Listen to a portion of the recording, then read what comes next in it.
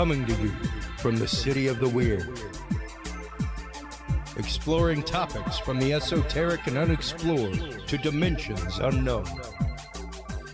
Shining a light of truth on the darkest corners of our reality. Welcome to the Curious Realm.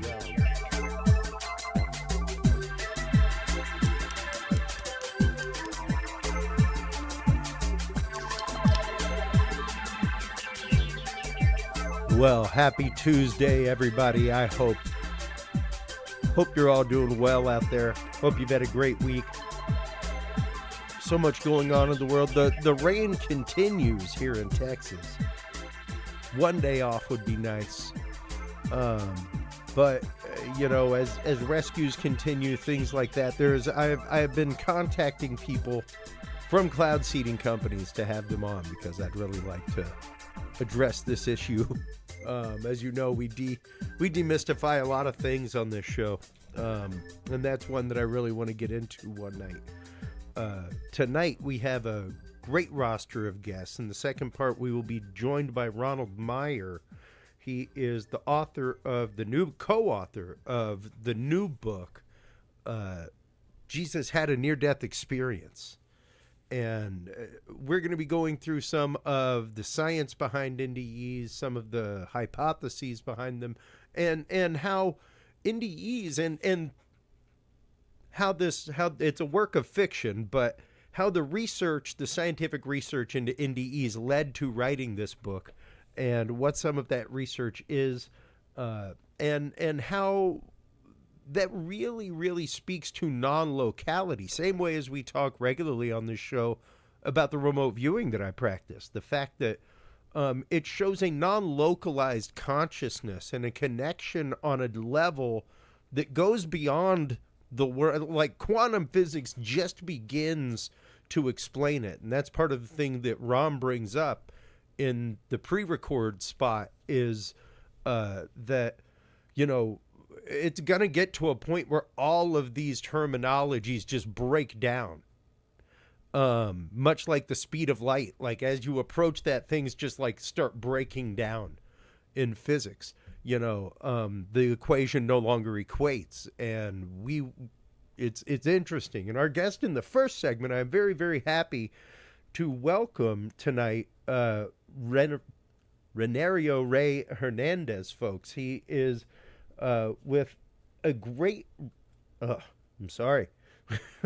agreaterreality.com is the website. His book, one of many books, part 1 of 6, is The Mind of God, a spiritual virtual reality model of consciousness and contact modalities. That is what we are having Ray on to discuss tonight, is the world of concept modalities. What are concept modalities, and how do they relate to the overall conversation of not just UFO, UAP, Ray, but so many other topics of the paranormal? Welcome to the show for the first time. How are you doing this evening, Ray? Thank you for the invitation. Absolutely. Thank you for joining us from Colombia tonight. You're literally coming from half a globe away. So welcome. How are things down there? Hot and hot. But it's very, very cheap. I was just telling you off the air that I rent a brand new 4-bedroom, 4-bath home in a middle-class neighborhood, very nice neighborhood, and I paid $500 a month. Wow. And then obviously the food, the taxi rides. I never spent more than $4 on a taxi ride here in my city here. Crazy.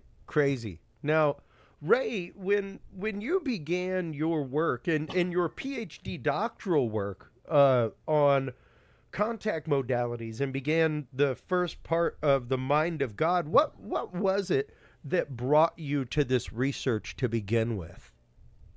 Well, I started off as a skeptic of all of this phenomenon. I had zero knowledge, zero interest.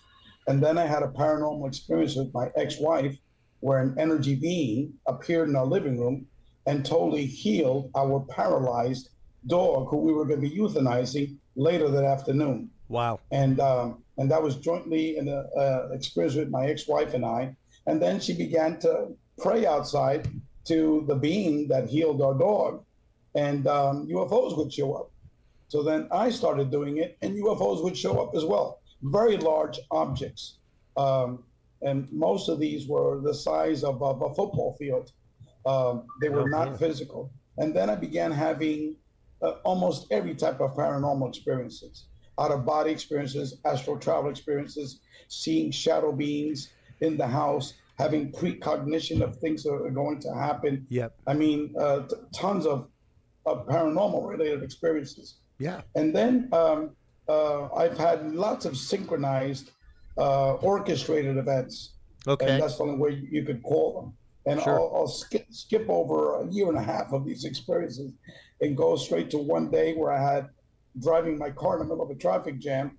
I was taken out of my body into another multi-dimensional reality, and I was shown what is consciousness and all of the paranormal, that they're all interrelated, and it's all one phenomenon. So, for example, this guest that you're going to be having in your next session, we have in our Greater Reality book series, we have authors in our various chapters that are the world's foremost authorities on near-death experiences. We have articles by Raymond Moody. We have articles by Dr. Jeffrey Long. This is Dr. Rudy Shields, professor from Harvard. Dr. Jeffrey Long has written 3 books on near-death experiences. He's been collecting data on NDEs for over 40 years. Michael Grosso is a professor of philosophy from Columbia University, and there's myself, and there's our book, volumes 1 and volumes 2. Each of them are 800 pages. As you can see, this long list of Ph.D. academics and medical doctors. Yeah. And if you scroll to the top of this list, for example, a little bit more up. Mm-hmm. Okay, there, Edgar Mitchell, Apollo 14 astronaut, was one of the co-founders of the Dr. Edgar Mitchell Free Foundation, and I was one of the co-authors of that book, which I'm going to discuss in a couple of minutes. Right next to him is Dr. Bruce Grayson, and he is one of the world's leading authorities on near-death experiences. He just recently retired from the University of Virginia School of Medicine.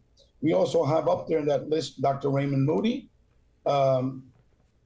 We have Dr. Eben Alexander, a professor of neurosurgery at Harvard, who had a profound near-death experiences. And I could go on and on with this list. There's Raymond Moody at the end, all the way to the right. So our organization has the world's leading authorities on near-death experiences. And if I could argue before I begin my session here, is that the NDE is the key to understand the UFO contact phenomenon. Why? Because consciousness is fundamental. All those people in that list, you can go down that whole list, okay? All those people believe that consciousness is fundamental and that our perceived physical reality is an illusion, okay? And that's Raymond Moody thinks that same way, Dr. Jeffrey Mishloff, everyone that's on that list, okay? And that that all of the paranormal needs to be viewed as one integrated phenomenon under consciousness. And so from that basic teaching of my out-of-body experience, I was returned after about an hour. And then immediately within 2 days, I was introduced to Mary Rodwell, a UFO contact researcher in Australia, to Dr. Rudy Shields, a professor of astrophysics from Harvard University, and Dr. Edgar Mitchell. Oh, wow. It was at the home of Dr. Edgar Mitchell on the 3rd day, where the Dr. Edgar Mitchell Free Foundation research study began. And after 5 years of collecting data, because we wound up with over 15 PhD academics in that research study, after 5 years, we published an 820-page book titled Beyond UFOs, The Science of Consciousness and Contact with Non-Human Intelligence. 820 pages. If you go to our website, if you click on books, you'll see that as one of the books. Now, mind you, for all your audience members, that's a book of my personal experiences. But that's the book right there, Beyond UFOs, The Science of Consciousness and Contact with Non-Human Intelligence. As you can see, the co-authors on the bottom. is myself, the Harvard professor, Dr. Rudy Shields, and Dr. John Klimo, a retired professor of psychology for over 45 years, and 820 pages. And that book is the world's first and only comprehensive academic, statistical research study on UFO contact experiencers. And the data from that book totally contradicts what is circulating in mainstream materialist ufology. Now, that book is free. It's free. Go to that website, Yep. and you can download a PDF copy of it. Okay? So that book is free, and all the other books that are there, they're all free. Okay? See, download the book right there. Yeah. You can download And 820 pages of the world's only statistical academic research study. that was probably my favorite. As somebody who has a knowledge vault on his website full of declassified government programs, things like that, that was probably my favorite thing about your website whenever you sent it to me, Ray, whenever we first started talking. Yeah, it's all free. And what it is that here, I'm going to these UFO conferences. I've asked to speak at maybe 5 or 6 of them in the last 8 years. That's it. Okay. And yet we have the only academic statistical research study on UFO contact experiences that totally contradicts, the field of materialist ufology. Why? I've never been invited to almost all of the major conferences. The reason is because what we found totally contradicts what is circulating in ufology. What we found out was that the phenomenon, yes, there are physical components to it, but the overwhelming majority of the components of the phenomenon are non-physical. They're paranormal in nature. For example, 50% of the people that took our survey had a miraculous medical healing, just like our dog. Okay? 50% of these people, we're talking now we're talking about 4,250 people. Okay? This is not chump change.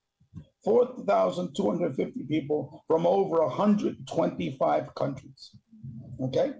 And so that's a hell of a lot of people. Yeah. And these are Ph.D. academics that were administrating this.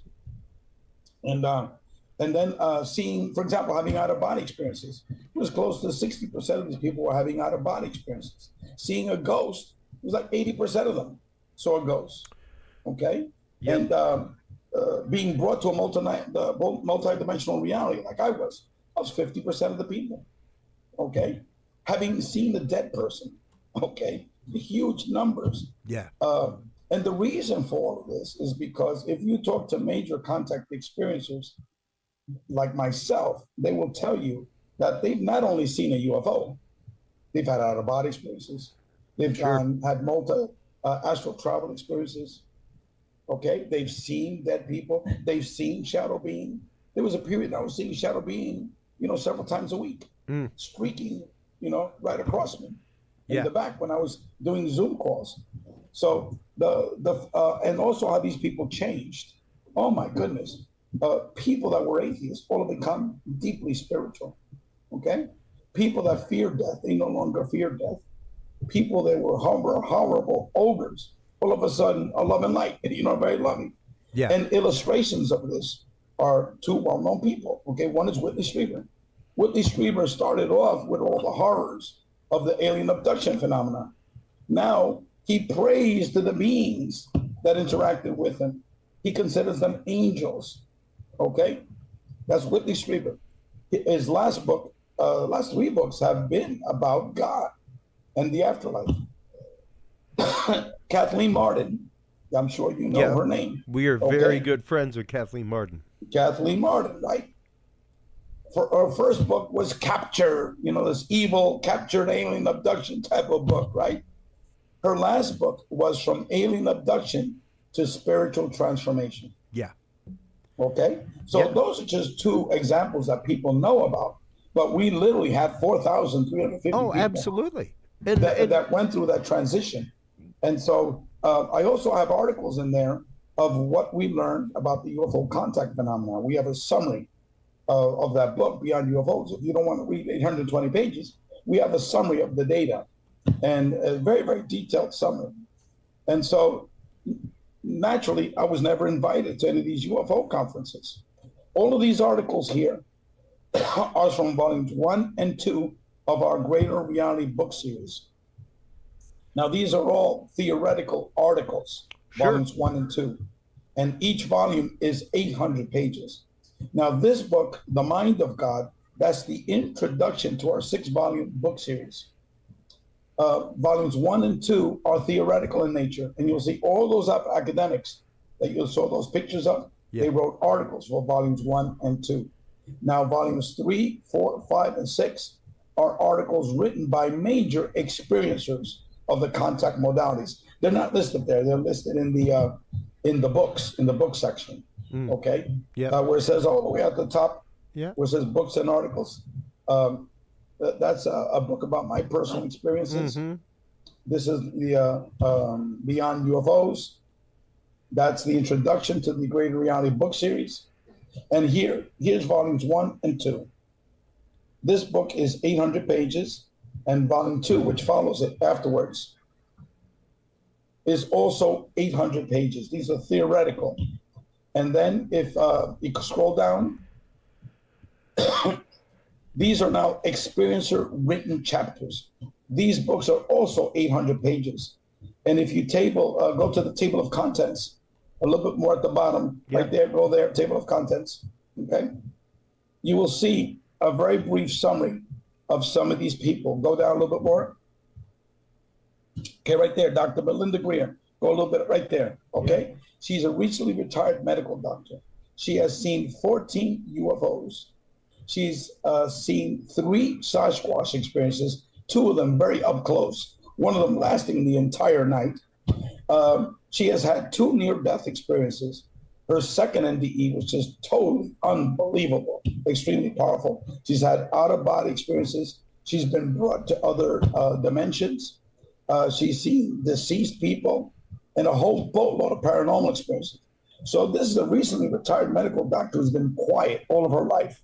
And this article is the first attempt for her to come out of the closet. The second person under there is also a retired medical doctor, Dr. Joseph Burks. He's been doing CE5 since 1992. And he's seen a whole boatload of UFOs. One of them, we discussed, we compared notes, because I told him these were holographic projections. And he told me of an experience where he saw a World War I wooden airplane, but it didn't have the 3 layers of wings. It only had 1 wing. It was bitty wings, little tiny wings, not even 5 feet across. And he looked up and it didn't have a pilot.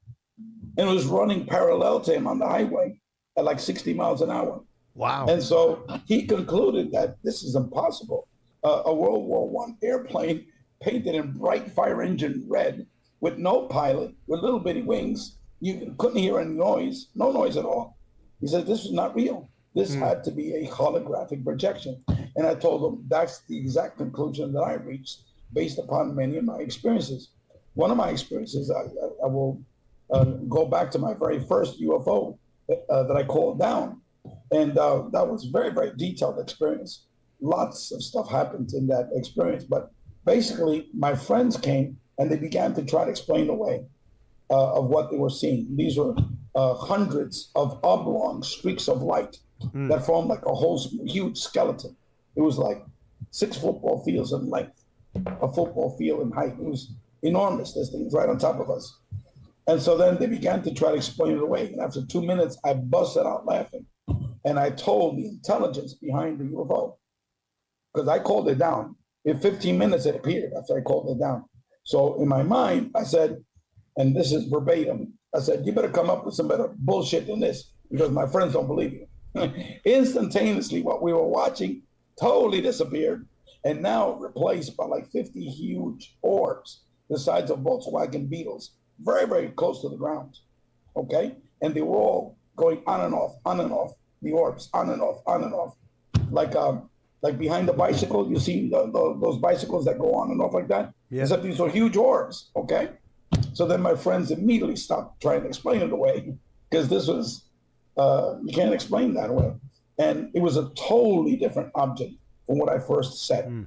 And so Joseph Burks, Dr. Joseph Burks, and I were comparing notes, and we both came up with the hypothesis that these were holographic projections that people were seeing. Okay, now same thing with the beings that people are seeing. Overwhelming majority of people that see these beings, and there are literally tens of thousands of different types of beings. There's a friend of mine in Miami. My Alzheimer's is kicking in. He's written 16 books. Each book has like 300 pages of different UFO contact experiencer stories with different types of beings. And they're all different, you know, from robots to elephant heads to like bunny rabbits to fish heads to all the typical UFO beings that people associate with. And that's what in our survey, we literally had, for our book, Beyond UFOs, we literally had tens of thousands of different responses of beings that people were seeing. Okay? So my question now, I'm posing to you, okay? Are these tens of thousands of different physical beings that are appearing, almost all of the cases for less than a minute, okay? People are out there having a beer with one of these beings for 3 hours, you know, shooting the breeze. You know, it's like, you see them, they last less than a minute, boom, they're gone. Okay? Now, are these beings, tens of thousands of different beings coming from tens of thousands of different planets? Or is this something a little bit more complicated? Now, Jacques Vallée said that these were multi-dimensional experiences. Sure. Okay? Alan Hynek said the same thing before he died. Dr. John Mack. Yep. Okay, a professor of psychiatry from Harvard University, in his book Passport to the Cosmos, he said these are multi-dimensional experiences that these people are having. They're being brought to other dimensions. They're seeing a diverse array of different types of beings. Sure. Again, for less than a minute. Okay, so if these three brilliant minds in the field of ufology saying that these experiences are multi-dimensional, that they involve, quote unquote, what Jacques Vallée said, a manipulation of space-time. Okay? The conclusion that we reached in our book, Beyond UFOs, was that the UFO phenomenon is a multi-dimensional experience involving a manipulation of space-time. Sure. Now, let me ask you another question. Near-death experiences, is there a manipulation of space-time? Obviously. Without a body experiences, is there a manipulation of space-time? Sure. With astral travel experiences, is there manipulation of space-time? Are you seeing your Aunt Matilda 1 week after she died? She's in your living room. Is that a manipulation of space-time? Okay. Well, ayahuasca. Okay. All of that presumes that time actively exists, Ray. Time is literally the only part of physics that's made up. So it's correct. It's agreed upon what it is, yes. But you take that same time, you put it on Jupiter, and it does not apply because it's relative to the observer, which is relative to gravity, relative to all kinds of things. So, yeah, the idea that's the key that holds the conclusion that all of the contact modalities, and what I mentioned to you were just some of the contact modalities. Sure. Contact modalities are paranormal experiences involving a manipulation of space-time. All of them. It's all one phenomenon. And so the key to be able to begin to understand that is the concept of a manipulation of space-time, where your consciousness is being brought to another dimension. Okay? That's what ayahuasca does to you as well. Sure. And you know, with all of that, the one thing that we talk about regularly on the show when it comes to space-time, anything like that, especially when it comes to paranormal, is the fact that frequencies, things change when you're around certain types of technology. If you're around something that would warp space-time, if you're inside of an alien craft that is able to warp space-time or vibrationally shift between realities or dimensions, you would be vibrated at the same rate as that craft. You would be vibrated at the same rate as that technology in order to make that happen. There are some things that happen in this universe. A magnet and a needle are a prime example. You can use a magnet to find a needle, and it'll move the needle. The thing is, if you leave the magnet near the needle too long, now the needle's a magnet. Let me give you a tool that you and your audience can utilize. Okay, in volume 1 of our Greater Reality book series, we have a whole section on non-local consciousness. Sure. And the quantum hologram. Okay, so that's basically, it's based upon Dr. Edgar Mitchell's quantum holography theory of consciousness, which is very intricate, very detailed. And we have his magnum opus article in that book. And that book was published in the Harvard Journal of Astrophysics, which is the journal of Dr. Rudy Shields. So it's very dense to be able to understand it. But we have about 5 additional articles that break down that concept of the quantum hologram and non-local consciousness. And that is the vehicle of how humans are able to tap into these information fields, because our reality is based upon information fields. And these series of 5 articles, they're written in simple language. They're not written, with scientific language and computer codes and quantum physics and things like that. No, these books are meant for the layperson, but they begin to explain the science behind non-local consciousness and how we are able to tap in to information from other realities, like, for example, precognition, for example. How that works. Yeah, remote viewing, everything else. I'm a remote viewer. Remote viewing, correct. We talk about that regularly. We'll be at the remote viewing conference this year with Irva. We have a chapter written by Stephen A. Schwartz. Yep. He's one of the main pioneers of remote viewing. He was doing remote viewing before the Stanford Research Center. Okay? His name is Stephen A. Schwartz. He's a brilliant man, brilliant. And we have an article that he wrote about the whole early history of remote viewing and what it is. And he ties in the whole aspect, the theoretical aspect of non-local consciousness and how that works. Absolutely. Just the idea, and it's something that we bring up regularly, just 9th grade science teaches us that we are 90% empty space. You and I are sharing an electron shell right now by all means of science. So to think that this isn't an agreed upon illusion, to think that the reality around us isn't even manipulatable by our own consciousness that was really the basis of the paper that Hal Puthoff wrote years ago that began the work at SRI, was, the idea of, when scientists go home, are they adversely affecting their experiment by thinking about it? The whole concept of if you think your iron is on while you're driving to work and you think it long enough or hard enough, will your apartment burn down? Because you've kind of put it out there. I would argue that the pioneers behind non-locality were Dr. Edgar Mitchell, Hal Puthoff, Russell Targ, Stephen A. Schwartz, and also Dr. Dean Radin at the Institute of Noetic Sciences. Absolutely. And we have articles in our book, volumes 1 and volumes 2, from all of these people. Yeah. So, and this is free, folks. This is free. And this is not some bullshit conspiracy theory or disclosure type of bullshit. This is real science. The thing that we bring up, especially about Hal Puthoff, who's literally in our backyard working on how to squeeze a vacuum and get energy out of it here in Austin, Texas, in his lab.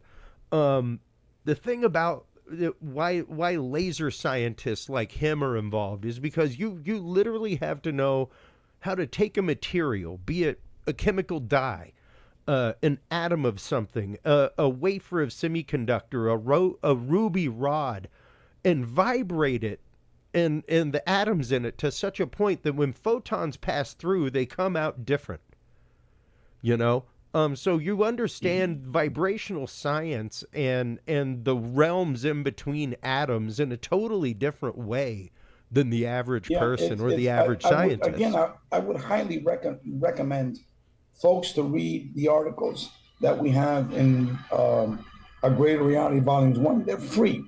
And they talk about the science behind non-locality.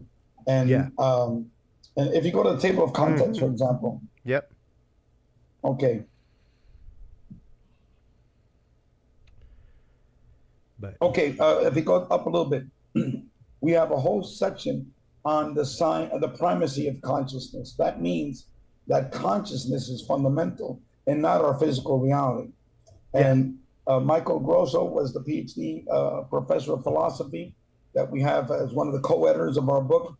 Larry Dawsey is a medical doctor. Dr. Bruce Grayson was at the University of Virginia. He's one of the leading academics on NDEs. And there we have Peter Sturrock, was a professor of physics at Stanford University. Yeah. And all the other articles are people like that. And the next section is on non-locality. The first one is the primacy of consciousness, all those articles. Then non-locality, this is what I'm talking about. Edgar Mitchell, the quantum hologram and the nature of consciousness. Glenn Ryan breaks down Edgar's article, and he discusses his interaction with non-human intelligence. Rudy Shields talks about the connection between consciousness, our brain, the soul, and God, which is information-based. Giorgio Piacenza has a very similar article, but applies it to the UFO contact phenomenon. So it's all science-based articles on non-locality. And it's free, folks. It's free. Yeah, it's great. Okay? It's This great. is not conspiracy theory bullshit, you know? It is. Roswell crashed for like the 500th time. Okay? Yeah. Well, and, we actively attended and sponsored the International Association of Near-Death Studies conference with the Bigelow Institute all of a few years ago in Salt Lake City. And that is one of the examples that I give regularly of a group of people, and this is that magnetic example that I'm talking about, where once you're exposed to that frequency, other things of that frequency tend to happen to you.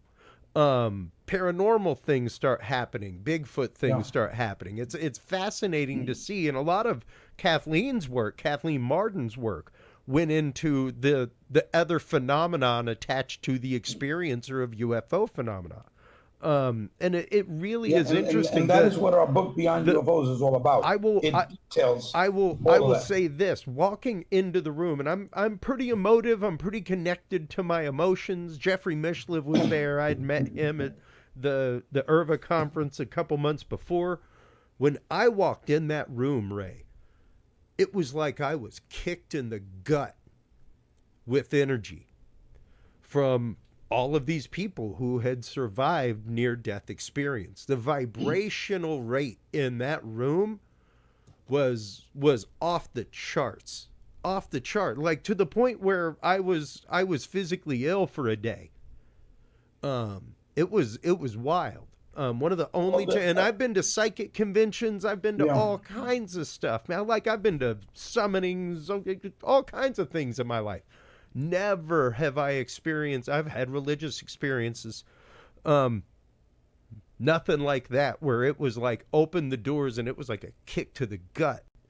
That shift in energy and consciousness was just on a different level, Ray. I started off our conversation saying that the NDE phenomenon is the clue to be able to understand the UFO contact phenomenon. Why? Because these individuals were brought to meet the mind of God. And just to like a point of non-local consciousness. Yes. And so once you've had that experience, you immediately know. Okay, if you go scroll down a little bit, down a little bit, out-of-body experiences, lucid dreams, and remote viewing is there as well, Stephanie Schwartz. So, and then volumes 2 goes into near-death experiences, the survival of consciousness. And so the NDE phenomenon directly kicks your ass and tells you that our physical reality is an illusion. Because everyone that's had a near-death experience will tell you that reality over there is much more real than this physical reality that we're living in. See, volume 2 starts off with near-death experiences. You can stop these people right there. Sharon Hewitt Rawlett was one of the runner-up prize winners, to a Bigelow's contest. Dr. Bruce Grayson was one of the 2 or 3 pioneers that started the NDE movement. Jeffrey Long as well, one of the top 3 or 4 NDE researchers in the world. He's a co-editor of our book. Raul Valverde crunched out the data from Jeffrey Long's 30-year statistical database on NDE experiences. And Raymond Moody was the founder of the near-death experience movement. So we really got, the top folks. Yeah. But getting back to what I said was that once you've been in that other reality, you understand that this reality, a physical reality, is an illusion. Yeah. Okay. And that over there, universally, people say that that was more real than this here. Okay. And I mean, the NDE is just unbelievably complicated. I won't go into it as well. But with the NDE phenomenon, for example, a guest that you need to bring on is Yossi Ronen, Ronen. Yossi is Yossi. Yep. Okay. He wrote a book titled One. And in volume 3 of my book, he wrote a 40-page chapter of his experiences. And let me just tell you very, very briefly. Yossi went to work. He was doing construction work. Scroll down a little bit. Scroll down. That's about the table of contents. About Yossi, go ahead. Yeah, go to the table of contents. Yeah. Go down a little bit. For the listeners out there, we're actively scrolling through the table of contents of the book right now, trying to find reference to Yossi. I think you pulled up volume 4, but don't worry about it. I'll tell your listeners. He's in volume 3. But basically, Yossi went to work doing construction work. He came home dead tired. He went to bed and he went to sleep. So it was like 5 or 6 o'clock in the afternoon. And then he had an out-of-body experience, his first ever out-of-body experience. So he sees his body underneath sleeping. He was like, oh my God, my dad, what's going on here? And then all of a sudden, all around him were these short gray aliens, okay? The typical short gray aliens.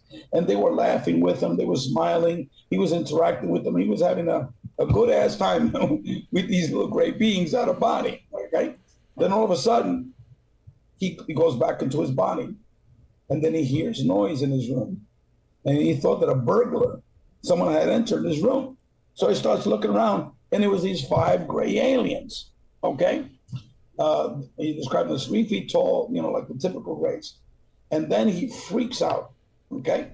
He freaks out, he gets petrified. He was shivering, he couldn't even talk, he couldn't even move. And then one of the beings came up to him and got close to him, and he became more settled. And then they communicated with him telepathically to relax, that they're not going to do him any harm. And then all of a sudden they put into his mind tons of love, okay? So with an NDE, people get the feeling of tons of love, that almost everybody has an NDE. People communicate with non-human intelligence mind to mind, okay? Now, these gray beings did something that I've never heard anyone else having. They allowed Yossi to enter their mind, their consciousness, their thoughts. And what he realized that these 5 beings were actually one being. Okay, they were one mind. Yep. And then he found out that their knowledge was like unbelievable. It's like the mind of God, that universal knowledge. Okay, and very, very deeply spiritual, very loving, very caring. And he describes it in his book and in the article, which is in volume 3. So get a free copy of it, folks. Take advantage before the free offer goes away. It's volume 3 is his article. And then it got to the point where he was like having so much download. These are downloads of information from this one being that presented himself physical body. He asked them, what planet are you from? And they said, we're not from what you think of as a planet. Basically saying we're from another dimension, okay? Then they said other questions like, are you God? They said, no, we're not God, but we know of God, okay? The big universal mind. Sure. And then it was like unbelievable information he was getting. Then all of a sudden, they said that they cut him off from that access of that information. Like, remember Dr. Spock had that Vulcan mind melt where he would get all the information from someone else? The same thing happened to Yossi. So they cut him off from that because they said it was going to do him damage. It's going to do him harm in the future. It was just too much information, difficult for him to accept it. So it'd be great if you could get him on your show, because it shows, first of all, that the Greys are multi-dimensional beings, that the Greys are not here to do us any harm, okay? That they're actually deeply spiritual. They're here to help us. And that their appearance is not physical. They appear to us like a holographic projection as very physical. But in reality, they told Yossi, he said, is that how you really look at, from where you're from, the way you appear as a short gray? They said, no, we could actually appear any way we want to, physical. Sure. But this is the way that we're appearing to you, okay? And he said about other beings as well. He said the same thing with other beings that are multidimensional beings. And so everything that we've hypothesized, that I've hypothesized here in all of my books, Yossi is a clear representative of that. But nobody from a UFO conference is going to be inviting Yossi to speak because it has nothing to do with materialist stuff. The only thing that you have about, short grays is the hypnotic regression bullshit from David Jacobs and Bud Hopkins. And they pre-selected the people, okay? At most, each of them worked with at most 100 people over 30, 40 years. And these were pre-selected people. And if anyone had a positive experience or a neutral experience, they didn't want to talk to them. And it was based upon hypnotic regression. And we have an article in volume 3 of a Greater Reality book series by the ex-wife of Bud Hopkins, who presented tons of case studies of leading questions from these two people.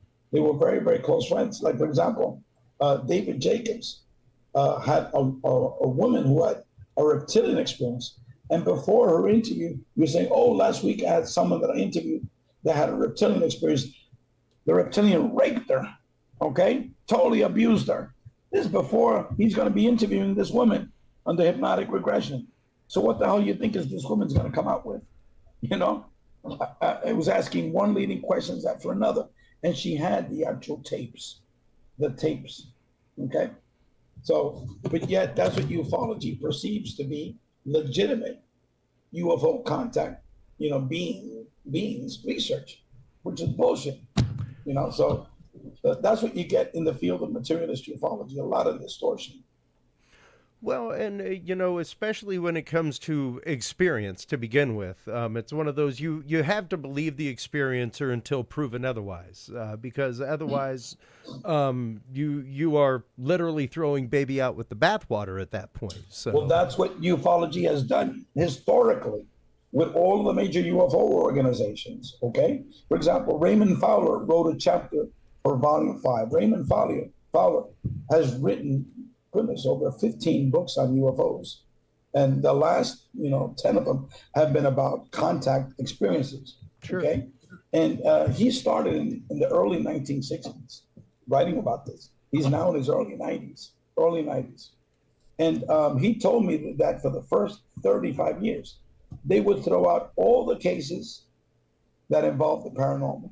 Yes, they saw UFO, then they started having paranormal experience, throw it out. Okay. Absolutely. Same thing with beings. Yeah. Anything that had a being in their story, they would throw it out. Yeah. Same thing with Al Hynek said the same thing. Yeah. And so for many, many, many years, these things weren't even discussed. Absolutely.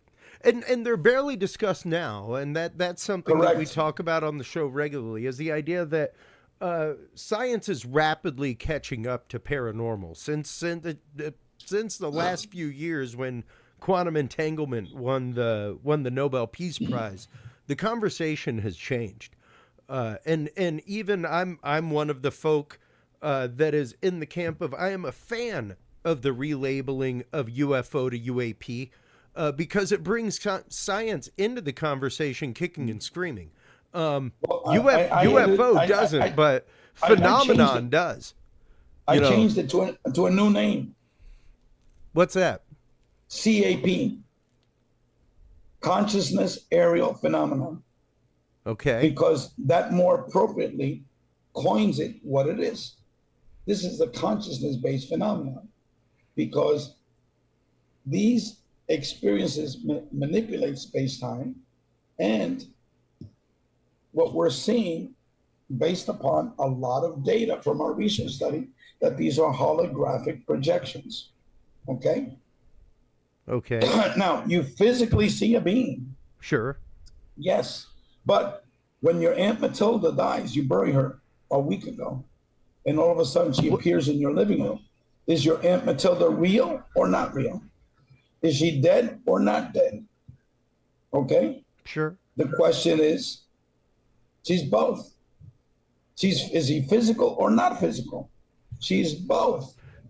Because these are multi-dimensional experiences. Sure, but we do have, and granted, those multi-dimensional experiences are real, not imaginary.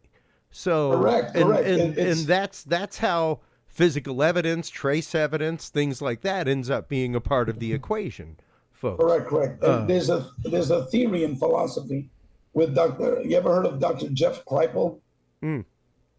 Yes. Yeah, he's a professor at Rice University. Yep. A professor of religion and philosophy. Yeah. And he has now for 3 years sponsored a conference on the paranormal, basically. It was Archives of the Impossible. Archives of the Impossible. That's the one, correct. So he invited me down there. This was 2 years ago, and he and I think exactly the same way. And he wrote the foreword to our 6-volume books, the forward to it.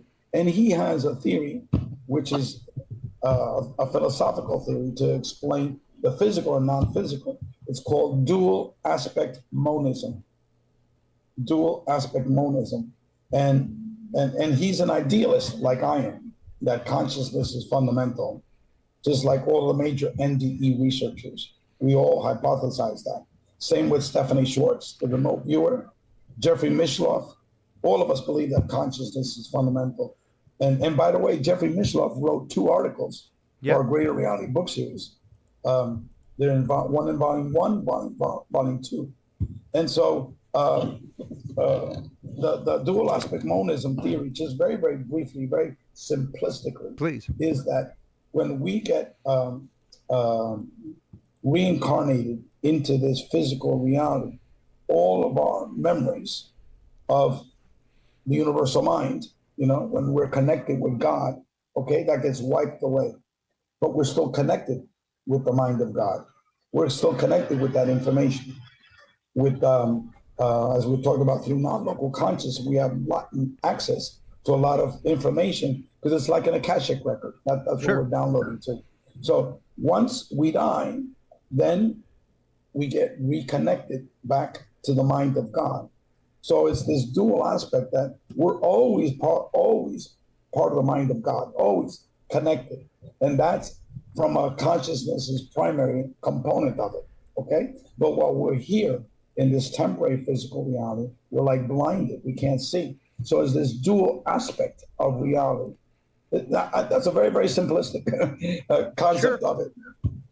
Sure. And one of the things that we've been talking about with a researcher and that I've been bringing up since is the concept of like night myopia. It's a prime example of while you are hyper focusing on something, that something actively disappears. Like you can take a pencil and put it on the wall and like tape it to the wall and literally focus on that pencil long enough that the pencil will dissipate and vanish and you'll only see the wall. Then as soon as you blink or shift your focus, the pencil comes back. And that whole concept of what do we do when that happens? And when those things happen, even the idea of non-local consciousness, when I speak about binaural beats on shows, one of the things I talk about is the idea that we go through a good 70% of our day in a state of rote hypnosis, right? We don't think about getting up or being upright or walking or breathing or anything like that. If you are sitting at your computer and doing your TPS reports, the same that you do every day, you may be taking in new data, but your fingers are and your brain are going through a rote state of what to do. You know, they don't have to think about that. The process that I follow after this show to make a post on my website is a flow process. I don't have to think about it anymore. You know, when you're driving to work every day and you go, oh wow, I'm already at this exit. You are in a state that's a different state of reality at that point, and different things are an option. You know, daydreaming starts happening, all kinds of stuff. It's pretty fascinating what your mind will do to occupy itself and where it will go and actively take you, much like any lucid dream or programmed dream or dreaming with intent, you know? If I could make a comment on what you just stated. Please. A lot of people that are astral travel experiences. Yeah. Many of them are yogis and people from the Indian tradition. And Evan Alexander started doing it. And all of a sudden, he's popping out of his body and going into other dimensions, other realities, and getting information downloads. Yep. Okay? Similar to what you just mentioned. You're tapping outside of the physical reality. Yeah. And you're getting information via non-local consciousness of these multi-dimensional realities and databases. And so I've heard tons of stories of astral travel experiences via meditation. Absolutely. And so regarding the binary beats, one of the co-founders of binary beats, together with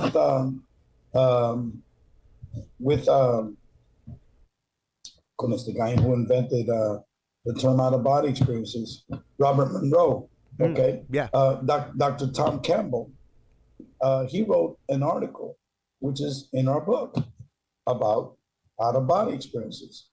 I consider him the world's #1 OBE experiencer by far, and theoretician.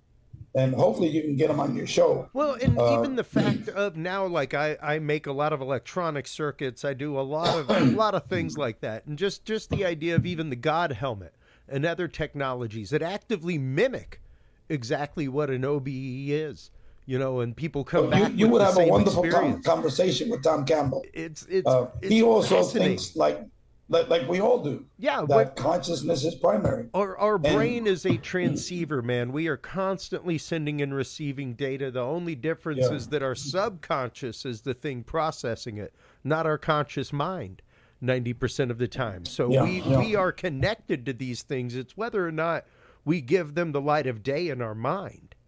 You know, no different than all the things that you rotely go through and do, you're going to process in dreams later. You know, because you just karate reflex handled that with your body. You didn't think about it. You didn't emotionally process it, things like that. So it's a funny mishmash of reality, non-reality mixed with non-local reality and reality that we utterly make, Ray. Even the idea, and we talk about this all the time with paranormal investigation, the idea of, and we've got you for about 5 more minutes, but the idea that when you're going out on a paranormal investigation or a Sasquatch hunt, you should have a rote list of things to check off. You shouldn't be looking at movies about that location or reading stories, things like that, because A, you're kind of polishing the filter that you're looking at your data through. But B, you're also in your mind charging that location, you know? So you could actively be manifesting the phenomena that you're trying to catch in the wild. Well, like it could utterly be a manifestation of you and your intent when you arrive. Just think of CE5. Yeah. I've called down many UFOs with witnesses. Okay. Yep. The last time I stopped doing it because it's just, to me, it's not that stimulating. But the last time was with an attorney who was a Princeton graduate, Mike Merberg, and I detailed that experience in my book, A Greater Reality: One Man's Journey of Experience. And so just think of CE5. Here is Rey Hernandez outside of his house, or at in Mike's case, he has a huge land, and here I am calling a UFO, and 15 minutes, this huge object appears. And in Mike's case, what appeared was this huge metal cylinder. Oh, wow. Very close to us. It's in my book. It's free. Incredible. And downloaded, and it has hundreds of my other experiences, and not just the UFO stuff, but the other paranormal experiences. And so imagine that. Yeah. Here you are, a human being, talking to this non-human intelligence. I want to see you again. I want to see you again. Yeah. And within 15 minutes, usually it's non-physical objects appear to me, but they're huge. They're like the size of a football field. Yeah. And a conglomeration of light patterns. Interesting. Very close to the ground. We're not talking about stars. We're talking like right on top of your damn house. Okay. Yeah. Now imagine that. Okay. Within 15 minutes, this thing appears. Okay. It's all dealing with not your brain, but with non-local consciousness, your spirit interacting with the Akashic fields, which are then tapping into, to the fields associated with UFO intelligence. Yeah. I mean, it's absolutely mind-blowing. But yet you think ufology talks about CE5? Well, and we talk about it regularly on the show. That's your show, to your credit. But we're talking about a UFO conference. The International Association of UFOs, whatever that major conference is called, you think they talk about that? No. Yeah. Yeah. And, it's fascinating to me. Once again, the different modalities, the different way, and how these things are related. Once again, because we hold on this show that they are all fully related, 100% related. We only got a few minutes, I guess, on the show.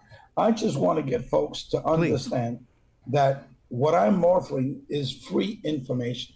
I'm not charging a penny for these things. That's right. These are academic work, and it's all about the paranormal, about UFOs, NDEs, out-of-body experiences, astral travel experiences, and all the information in here is written by academics, and we all argue that it's all one phenomenon based on the consciousness. For the UFOs, for example, UFO section, that's in volume 2. We have 13 articles on UFOs, arguing that UFO is a consciousness-based phenomenon. Guess what? They're all written by Ph.D. academics. Okay? So please take advantage of the information that I'm offering to you. It's all free. And that book that you have right there, Beyond UFOs, that's the world's first and only comprehensive academic statistical research study on UFO contact experiencers. And almost all of our data contradicts what is circulating in mainstream materialist ufology.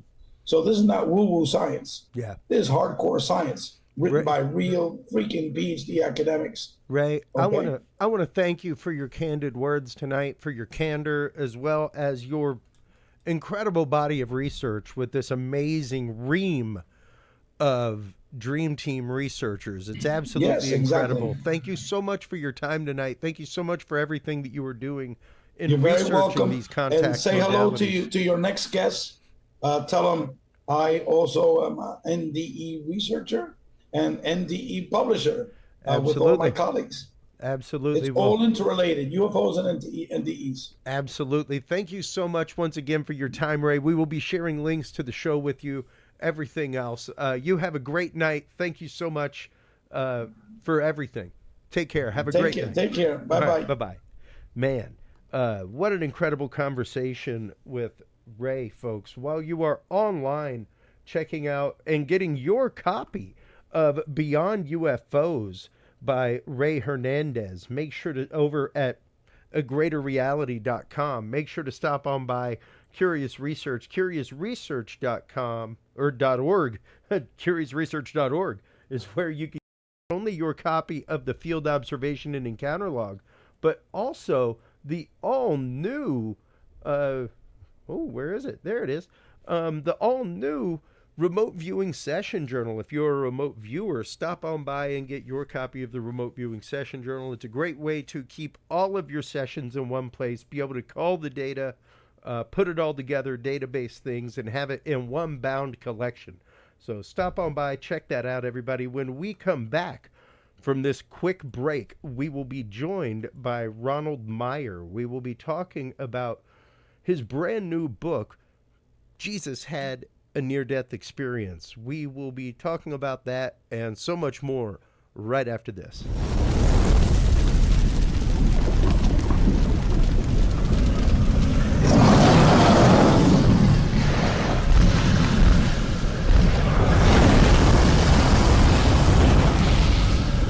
The key to good science is good research. At the heart of good research is a good data set. With the field observation and encounter log from Curious Research, you can easily keep track of your investigative information all in one place, making it easier to review cases and readily see comparisons and contrasts between them. Whether out in the woods squatching, in a back room gathering EVPs, or using high-tech gear to track UFO, UAP activity, this easy-to-carry, pocket-sized scientific data log is the perfect companion for any field researcher. You can find your copy of the Curious Research Field Observation and Encounter Log at Amazon.com or visit the official Curious Realm store at curiousrealm.com/store to reserve your copy for yourself, your family, or a mind that you want to open. That website again is curiousrealm.com/store.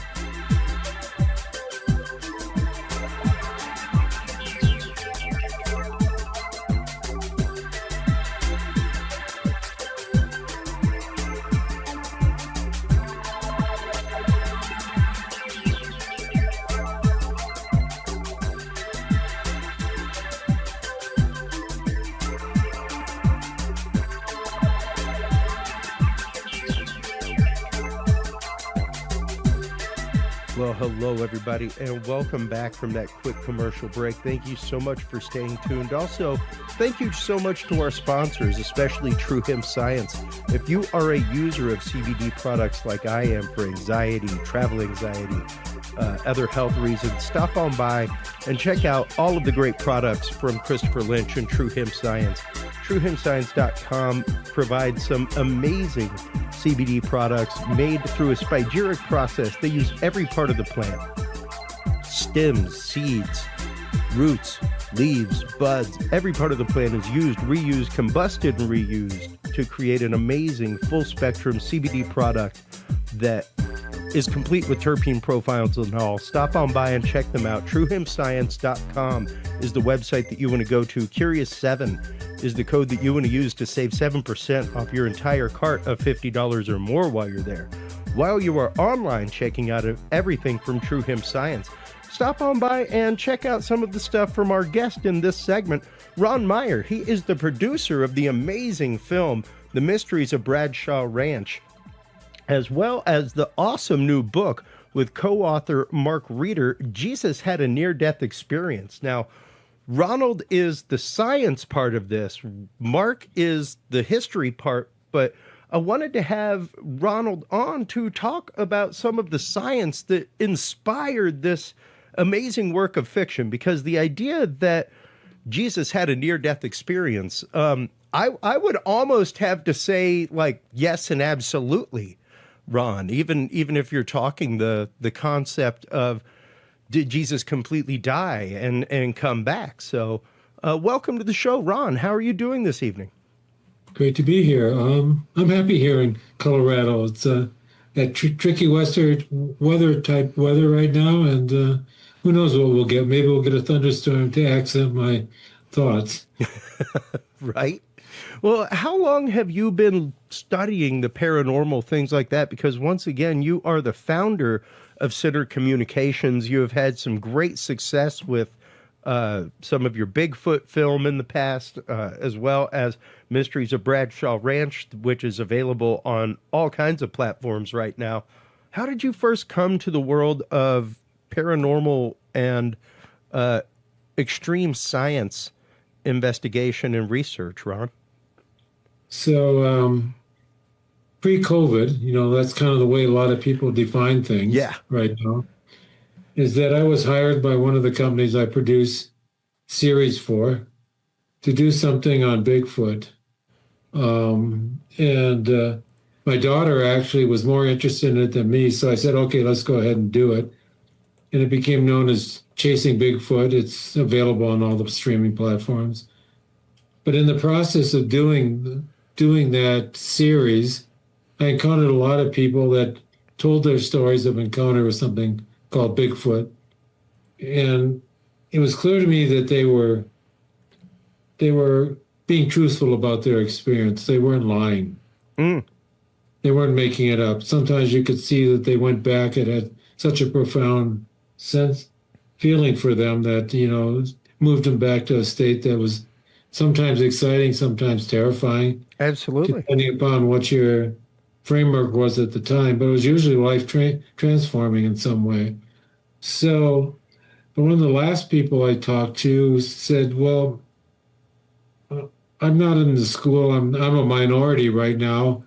And that is, I think Bigfoot is something paraphysical, just to be simple, that it's, and I had sort of agreed that this could be some sort of a biological form, either connected to large apes or some version of us that's roaming around. Just didn't make sense to me. I have a strong background in biology and ecology, and it just didn't seem possible to me. This idea of something paraphysical kind of fascinated with me. And as a filmmaker, sometimes my way of learning things is to do a movie about it. So I decided to do a movie that became the Bigfoot Alien Connection Revealed. And it was really transformational for a lot of people. It's right now on YouTube. It's got like 4.7 million views. And it's similar. There it is. It validated for people, many people, something that happened to them that they were unwilling to talk about, usually either some kind of UFO phenomena or a Bigfoot encounter. And the fact that I was bringing them under one umbrella seemed to be strangely reassuring to them. And it just became this huge success. And those are the two things that took me on the further investigations that I've done subsequently. The fact that you got into all of this through Bigfoot is fascinating to me, because there are so many other angles. Of course, paranormal, haunting TV, things like that have been hugely popular in the content market, and especially UFO UAPs over the last many years. But the fact that you came to this world of research and filmmaking through documentary Bigfoot work is fascinating to me, because it really is one of those. One of the mottos of this show is that we will believe the experiencer until proven otherwise, Ron. And even with Curious Research, when I founded that, the idea that even if data or images are examined and something else comes of your experience, that does not mean that your experience has been removed. It doesn't change that moment in time that changed who you are and how you view the world and universe around you and your place in it. Yeah, I ran into that phenomena quite frequently, and I actually had my own Bigfoot encounters, oddly. Really? Yes, it was, I don't know, do you want me to talk about that? Please, go ahead. This is all back material. Okay, so there's this place called Bailey, Colorado. It's a small mountain town. And there's, in fact, the person that told me the Bigfoot was probably something paraphysical has a Sasquatch outpost there. And but by the way, interestingly, my my son-in-law was putting on a Bigfoot family weekend in Ohio, and my daughter was part of the film team that went there to film that. And as a result, they eventually got married, and now that Bigfoot weekend is held here, and it's held at this wonderful resort, old-time resort that's been renovated in Bailey, Colorado. Oh, wow. And in the process of doing another series called The Paranormal Highway, we had experiences with people touching trees, kind of embracing them and getting some sort of contact feedback sort of thing through the tree, Some were quite profound. So Interesting. The Bigfoot weekend was going on, and I was asked to come up and do a meditation with a group. And before the evening night ops for the people occurred, I was looking around and talking to the person who was running the little gift shop, and she said, "Oh, would you like to hear about an alien abduction I had when I was a kid?" And I said, "Well, sure." And so I listened. This is what I do. I listen to people and kind of validate their story.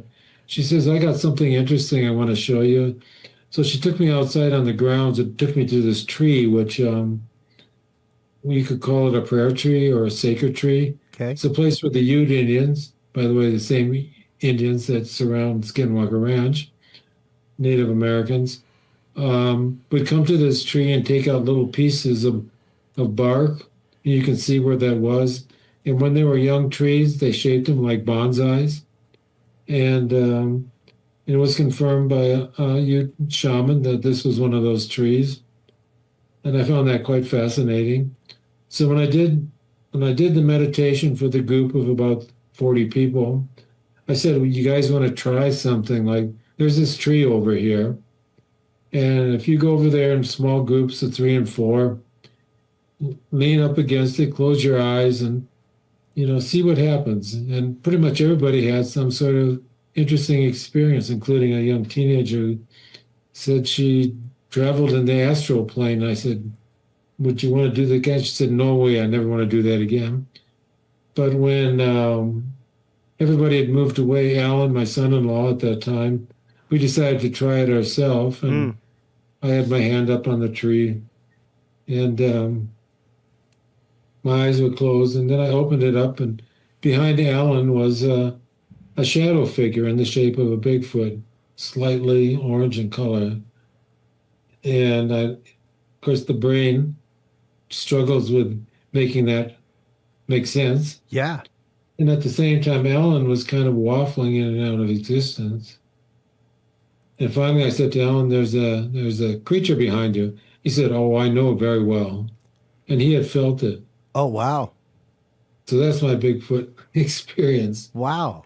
And, Since subsequently, that place has become a place of pilgrimage for people to come and touch the tree and get whatever experience they might be available to them. Yeah, yeah. There you go. You got a picture of one of them on the property. Very nice. And the idea of the Utes making these ceremonial locations, these locations like that for gift giving to spirits, that kind of stuff. It's interesting because one of the things that we discuss regularly on the show is the idea of connection between literally other dimensions. The idea that even Bigfoot, something like that, may be an animal that exists just on another plane that is adjunct to ours.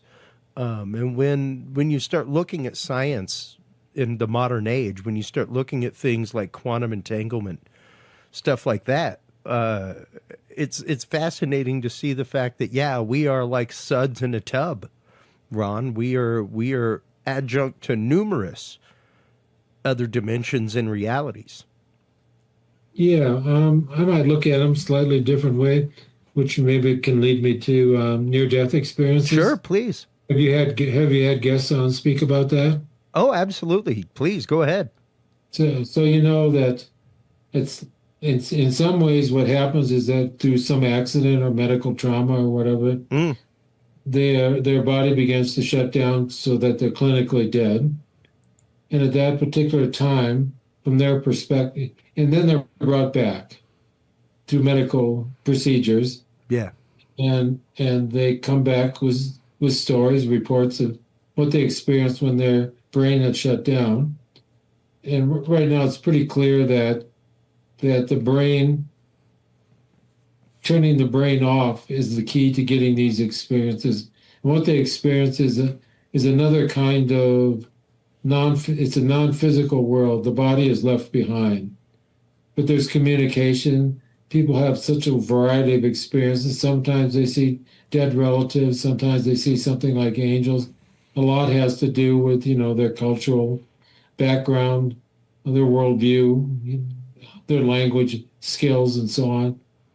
And so there seems to be this other domain, which you just call the non-physical. Mm, At the same time, people have reported that during those particular travels to that place, they get the idea for, like I was told by somebody who worked with Steve Jobs, that he had that experience of the cell phone, and then from there decided to go forward and create it.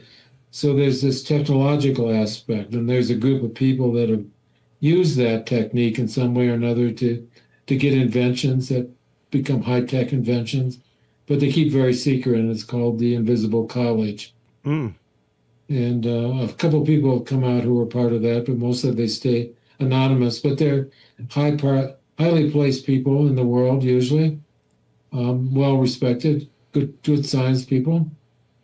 And the book is somewhat based on a group of people like that are using a medical-induced near-death experience to go to that non-physical world and gain. The other thing they get sometimes is kind of superpowers, powers that allow them. They give them precog capabilities, yep. or remote viewing capabilities, and a few other ones. And so the idea of the book is that some people learn how to do this, and maybe through hallucinogens. So should I go back historically now? Maybe. Oh, absolutely. Yeah. Let's start doing that as how like this relates to the book, Ron. So there was this place outside of Athens called Elysius, where all the great thinkers of the Greek philosophers and thinkers, traveled to on kind of pilgrimage. And it appeared that they would have these, what we might call hallucinogenic or near-death experiences, although nobody's ever been able to figure out what that drug might have been. Maybe it wasn't a drug. Okay. But they would come back and they formed the foundation of all our science, all our government, our republic, mathematics. They all came out of their trips to Elysius.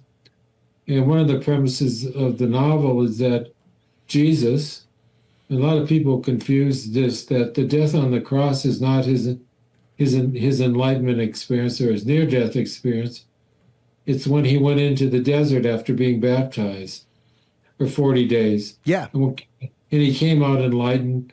And then he talked about all these revolutionary ways that you two are the Son of God, and these high philosophical concepts that got him into trouble and got him killed.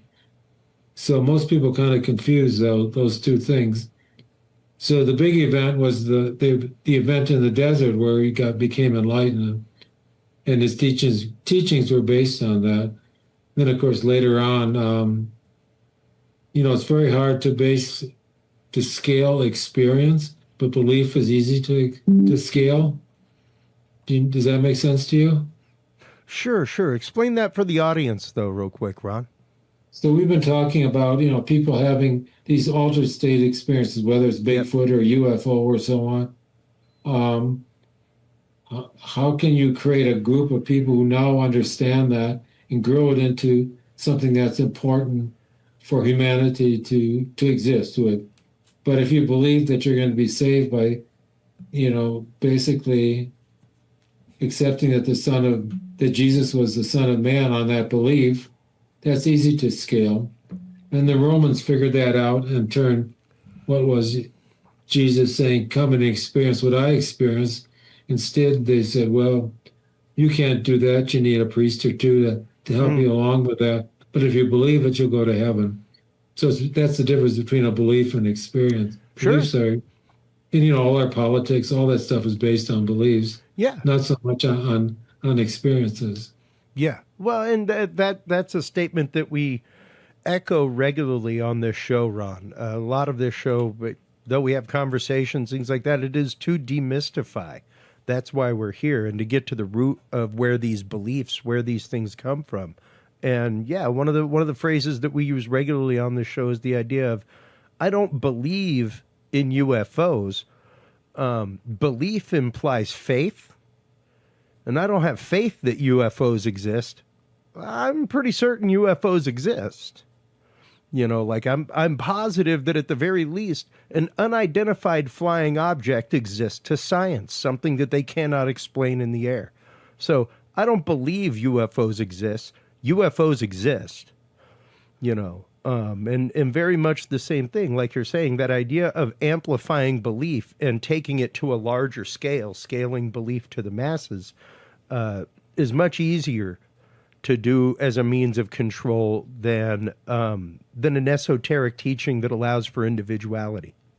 Or, people talking about experiences. Yeah. That you too can have those experiences. Yeah, no, precisely. Locking that behind the keys of the priesthood. So, one of the movie that I'm doing on near-death experiences, like I make a movie on everything Awesome. It kind of interests me as my way of exploring, is that they all come away with one thing for certain, that they know for certain that they're immortal. And so their attitude towards death is totally changed. Some come back with, some idea that they have something to do on this plane, but others, are kind of confused by it all. But they all know for certain that death is not the end of things. Yeah, and with that, especially that personal revelation there. That is something you really have to take into account. The idea that there is that teaching from the Gospel of Thomas of, God is under every stone, He's in every tree, things like that. So the idea that we co-creatively take part in that creation, and that we are a part of that creation, means that we are a part of God. And once again, to lock that behind kind of a paywall, so to speak, in modern terminology when it comes to religion is, an easy means of control for such messages. Yeah, that's kind of the paradox of the one and the many, right? Yeah. How can the one and the many somehow be the truth of it all? Yeah. Yeah. And, especially when it comes, religious belief is one thing. But when you're talking about something like near-death experience, I have personally sponsored the IANS conference. The IANS conference is actually coming up in not Salt Lake City this year. I cannot remember offhand where it is. I want to say it's in Illinois, but it's coming up in August. IANS is the association or International Association of Near-Death Studies. And I sponsored that conference with the Bigelow Institute, who is now actively putting on a contest for basically a grant for whoever can prove contact with the other side, whoever can prove contact with intelligence that has passed on from this realm. So the idea of consciousness after life, and when that happened, when that was announced, it was very interesting to see the number of scientists out there that were actively on that, Ron, that were applying for that grant and putting forth research papers, that kind of stuff. It's an active thing, and even the individuality of near-death experience itself. Only recently has IAN started a support group for people who have gone to the, quote, void, to the other, not to heaven, not to hell, but people who have just gone to the other side, and it's black. We have a guest, Mindy Toutfest, good friend of the show. Mindy's in my new near-death experience movie. Exactly. And there's a realm of. Go ahead. You do not have to have a near-death experience. You can have what's called mystical experiences. I, for example, had two experiences of the black light, the void, and it's not. And experience is probably not quite the right way to say it, but it's a way of being. Sure. There's no me. There's no structure to that void or being, but it's everything at the same time. Yeah. It's kind of a strange thing to say. So the first time I experienced it was just the void, the infinite thing with no structure, no edge, nothing, no me. But the next time I had that experience, it included something that I would say is the potential for all, which again goes back to the one in many. Sure. And I wasn't dying either. I was doing a kind of retreat called Enlightenment Intensive so there was some preparation and kind of a desire to have something like that happen. But, I didn't have to die to do that. And I think many people many of the great authors and writers and musicians have had that same kind of experience, some kind of mystical experience. Yep. And they didn't have to die either. So I think it's open to everybody. Yeah. Everybody can have that it seems to happen somewhat spontaneously sometimes. Yeah, there is. And, I do a lot of work in the world of binaural beats and binaural beat therapy, Ron. I'm busy formulating an album for people who've had near-death experience to help get over their trauma, things like that. But just the world of frequency and sound frequency, it's been interesting over the last many years with things like the God helmet coming out of MIT, that kind of stuff, just to see how people are using resonant frequencies, magnetic frequencies, and other electronic means to basically induce a near-death state. Almost identical symptomology of everything going dark, hearing voices, a tunnel of light, a feeling of well-being, a feeling of other people on the other side, all being induced in the laboratory through electronic means. So it's interesting. Cool. What's that? You said very cool. Yeah. And it's really, really interesting when you start looking at the way that especially how our brain operates to begin with, because once again, we are a transducer. We're 90% empty space. We're always picking things up. So the idea of us slipping into an altered state of consciousness, we almost exist in an altered state of consciousness. Most of what we do throughout the day is rote hypnosis. Like if you are used to filling out the same form all day, every day at work, you may be looking at some new data, but your fingers in your brain are going through the rote hypnosis of where that tab belongs, as you're typing, things like that. No different than driving to work 5 days a week, and 3 of those days you go, oh dang, I'm at my exit already. Our brain would much rather live in that altered state where it doesn't have to make a decision, aside from breathe, be upright, digest food, that kind of stuff. So the idea that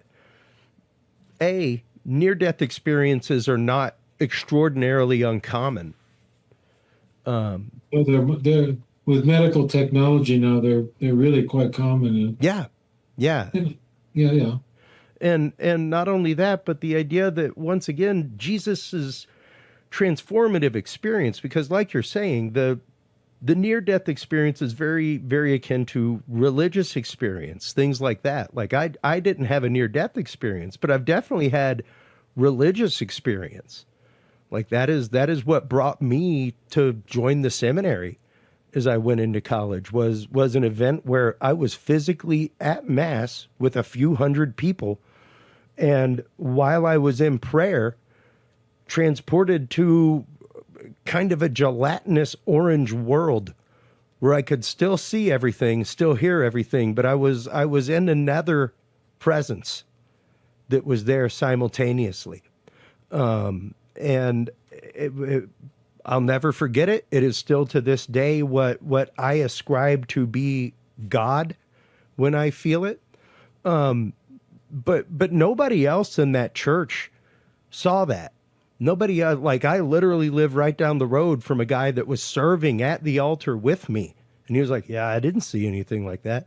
I didn't feel anything like that. I was awake. I wasn't asleep.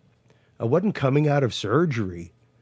I wasn't, I don't know, maybe I was being affected by something electronically, but I was in a church in 1992. So it's not like we had the internet or a lot of things like that, you know? And it really is the fact that once again, yeah, those experiences are very, very individual and they're very life-changing when they happen. So are you familiar with you're familiar with the Monroe Institute, right? Absolutely, yes. So have you had Scott Taylor on? Numerous times. Dr. Taylor and I are good friends. Yeah, so one of the more interesting experiences, if I can relate it to something Please. we're working on now. Absolutely, absolutely. Okay. Or I'll talk about whatever you want, but I could babble on this. No, this is great. So quite a while ago, doing these enlightenment tests, there was have you ever had the experience of the self goes away? Yes. And there's just the world? Yep. People describe it sometimes as being in the flow state. Yeah. And I teach people, get them into the flow state, and they do everything just perfectly. Mm-hmm. But it's a letting go process. It's not gaining anything new. You're basically letting go. And let's just say the ego. There is no doer anymore. You're not doing anything anymore. Yeah. Because there's nobody to do anything. And so he taught me this chant called, it's based on saying the vowels of what's the basis of all language, A, E, I, O, U. Yeah. And all languages, at least human languages, have those vowels. Maybe not everyone, but at least 5 usually. And he uses it in his. He does, meditative protocols that take people into sort of the non-physical realm associated with the institute there, I believe. Yep. And so I did that once, and my teacher at the time said, "Well, do it with a physical activity." So I was on a Nordic track, and I kept doing it as much as I could, and I watched the self disappear until it was gone, and there was just the world. And then I sat down and I watched the ego be reconstructed. It was really cool. Wow. Because usually I've had non-dual experiences and they happen really quickly, and I just pop into them. And that's what pretty much everybody says. All of a sudden you're in it. But this was kind of a process thing, which was a little different than I've ever experienced any other time. Sure. Non-dual experience. Well, but anyhow, right now we've been using this in the area of Bailey, Colorado, and we had an experience with a woman, Melinda Greer. Do you know her? Have you heard of her? Yes. So she had 2 near-death experiences and had seen Bigfoot and UFOs. And we were doing an investigation in Arkansas and Oklahoma. And we were using the meditation and the chant around a place where you could have a fire, but it was wet, and there were these trees. Mm. and something came cruising in over the tops of them, did an arc, and then dropped on the ground with a big thud, vibrating thud. And we went to look, there was nothing there. So, and we had used AIOU chant. And recently we were at another site out near Bailey, Colorado, where something gave the chant back to us out of the woods or something where there was no humans. Oh, wow. And we were able to record it. And we had one guy, a Bigfooter, who is not into deep thought, and we asked him, what did you hear? And he heard the vowels. So we're playing around now with that, and we've got some interesting light phenomena to show up, a kind of extended mind kind of notion, Okay. kind of light beings and so we're pursuing that. That is really interesting. One of the things, especially when it comes to frequencies that I talk about regularly, Ron, is the idea of specifically magnetism. And this is the analogy that I give. And, whether it's an NDE, a paranormal experience, an alien abduction, there are numerous types of experiences out there that leave the experiencer forever frequency shifted. Specifically people who have been aboard spacecraft, things like that, or been in proximity to spacecraft, or very intense paranormal energies. And I basically put that, the example that I give is like an analog watch near a magnet. You get that watch near a magnet and it will never tell time correctly again. The frequency in that watch and in that quartz is forever shifted now to that magnetic frequency. So time will always be slightly different. For those that have experienced a major event like that, their frequency is shifted. Things are different for them. It's frequent that after their experience, more experiences start happening, regular experiences start happening. Many of them are imbued with gifts. That's what I was saying. Whether it be healed from a sickness that they had or able to heal other people, able to continuously contact these beings that they have been in contact with or with the realm that they've been in contact with. It is really interesting when you start digging into the research about that. Yeah, it would be, kind of like the C5 protocols. So we're developing a C6 protocol, which is a slightly different concept. Okay. Get into that a little bit real quick, Ron. So if you can. Yeah, it's hard to do because there might be something going on here that you use for where do they come from, what are they, in some way that you cannot answer that by either normal physics or quantum physics, or let's say culture or evolution. That those sort of explanations just don't apply. It's something new and different that's trying to manifest to some extent from that non-physical world that we talked about. It doesn't operate by these kind of earthly things that are kind of real but not totally real, as in some ways. They're where were we 10 minutes ago? What happened to that? And so there might have to be a shift away from talking about frequencies in these terms that are derived from physics, because they're part of the material world that is somewhat limited, as people are beginning to learn. As they say that's the basis of the headset that people put on. There's this one guy who talks about that. That's the headset we use to survive biologically, but it doesn't really reflect the real reality. And so that the normal space-time explanations kind of mislead us in some way. And I think that's the new paradigm shift that needs to take place. That's just my idea. And these experiments we're doing now in the field is trying to substantiate that in some way. And I am a big fan. There's a lot of communities out there, Ron. And one of the things I speak on at conferences is the idea of paranormal is science. Like the idea of anomaly is a full part of the data set of science, and it's actually the job of science to remove the anomaly from their experiment, or at least prove what the anomaly is, so the relabeling of some of these things, kind of like UFO to UAP, I'm a fan of, because it drags science to the table kicking and screaming.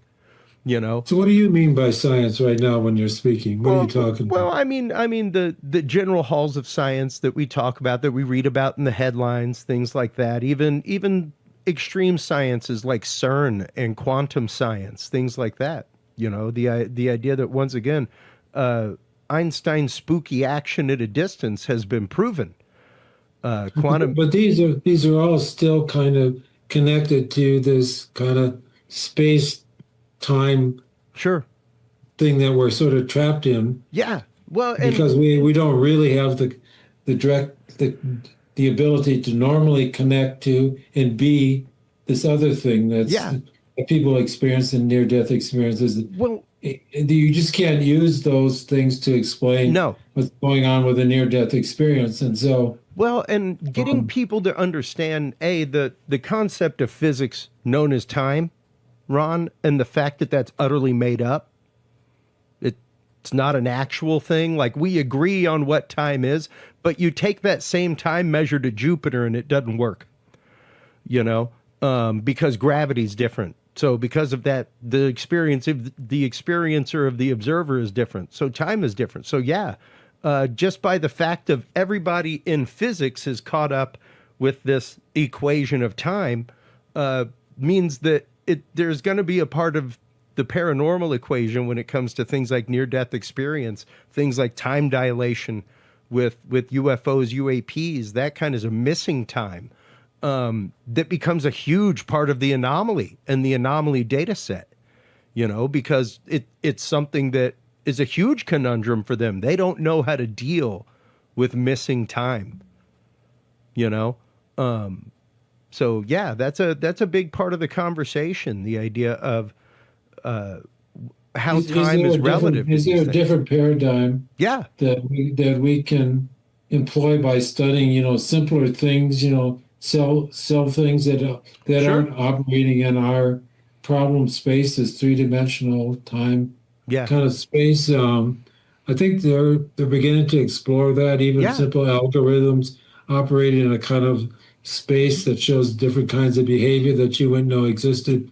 And so, we operate in this very limited space-time little domain, and all our science is all based out of that. And the concepts that we use, like frequency, which is okay, but by and large, it's all part of that illusion. Yes. And so we're not going to explain these other things by the illusion of the space-time physical world that we live in right now. Sure. And I think moving away from that is probably going to be the big change. And it may occur because we now have a different kind of mind in these artificial intelligences that probably are not tied into the very direct biological lineage that, kind of camouflages reality for us. Sure.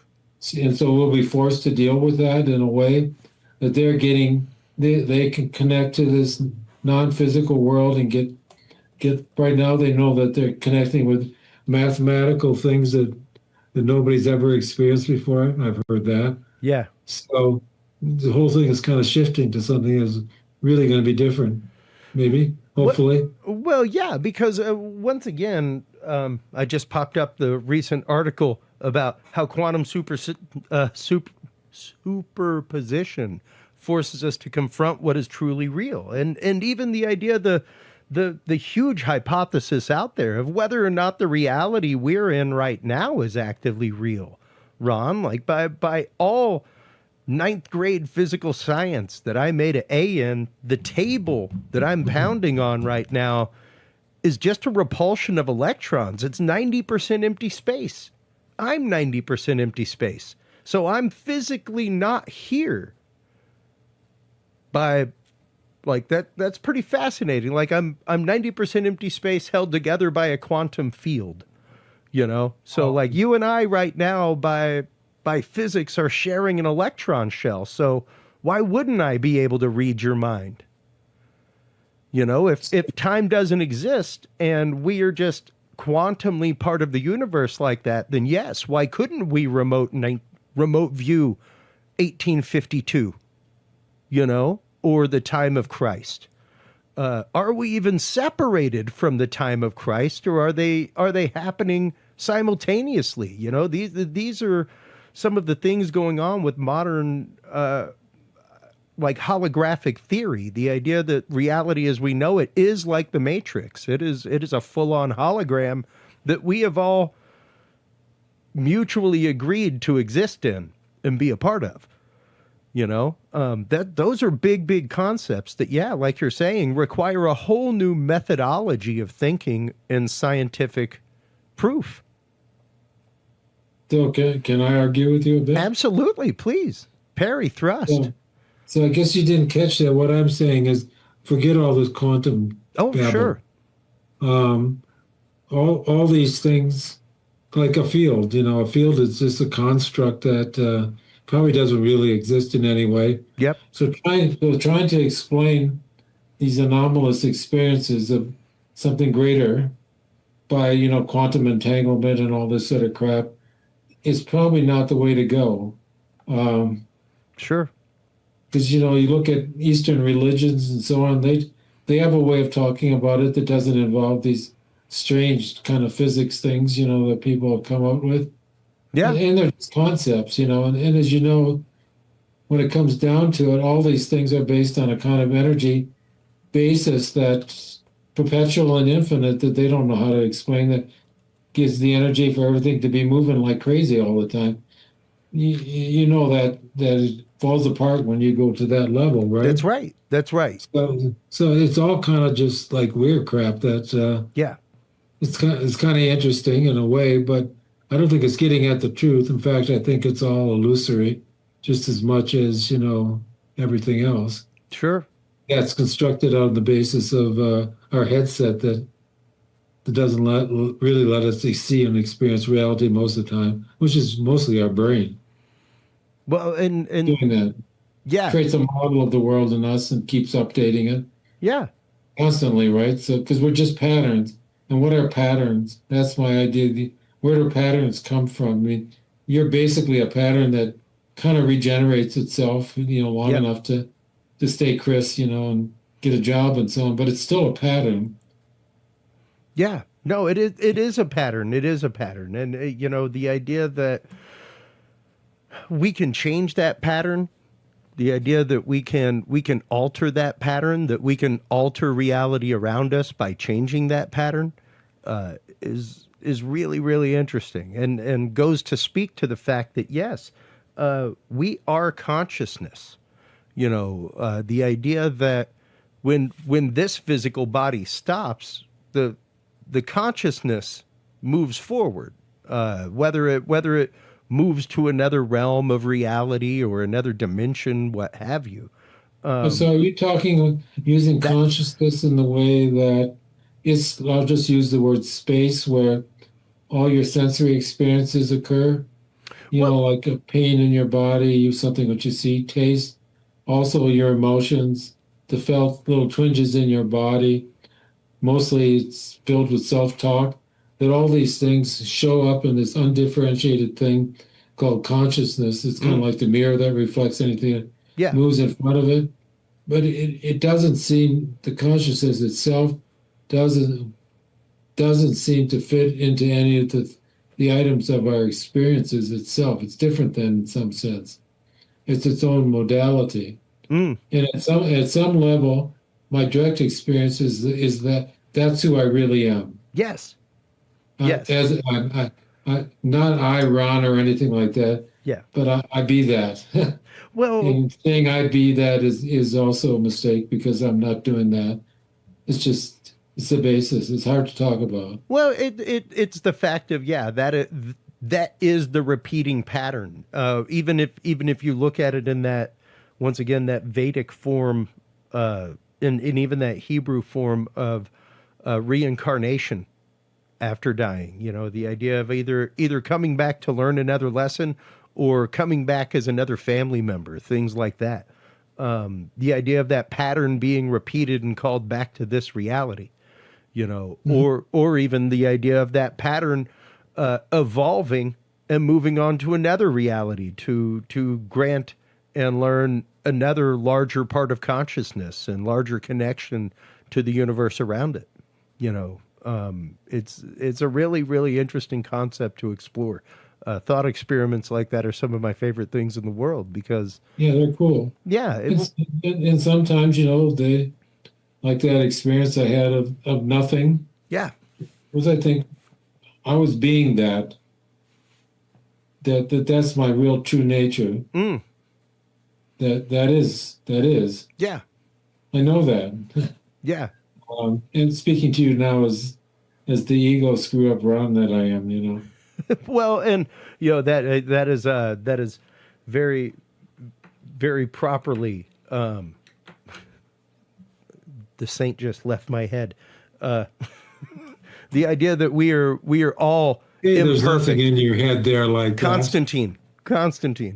Yeah. The idea that we're all just sacks of sinning flesh, but that there is something larger to us. Even that idea of Plato, and the Aristotelian perfect, the idea that somewhere there is an esse qua esse of table, the perfect table that exists.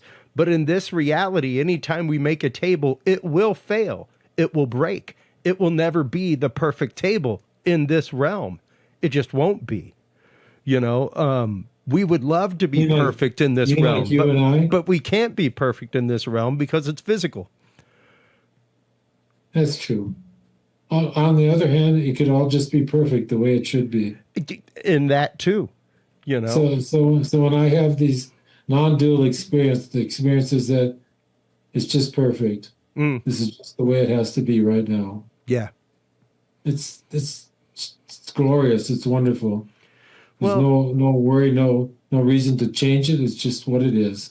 And in the last 10 minutes here, Ron, let's start applying these concepts a little bit more to the book and get into how the book helps get these concepts across to people. Because once again, these are large, big concepts that many founded religions do not want you to have.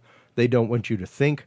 They want you to go through the categorized priesthood to get these partial truths. How does the book go about communicating these very, very deep concepts to the common man through a fictional narrative?